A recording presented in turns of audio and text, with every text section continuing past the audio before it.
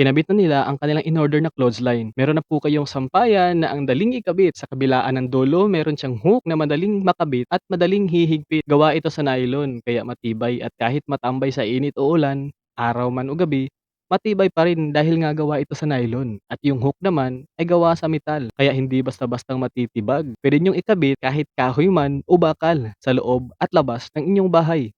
Ang iba, kapag nagka-camping sila, sinasali nila ito sa ilang dadalhin dahil hindi nakakadumi ng damit. Hanggang 4 na dipa ang layo ng sampayan na ito. Lagyan lang ninyo ng hanger o pwede rin sampayan agad. Kaya kung gusto ninyo, ito po ay convenient dahil pwede ninyong ligpitin tapos i-roll lang. Grab yours na. Nasa basket lang natin yan. Ayan, sa mga pamilya dyan, sa mga ina at sa mga nasa bahay.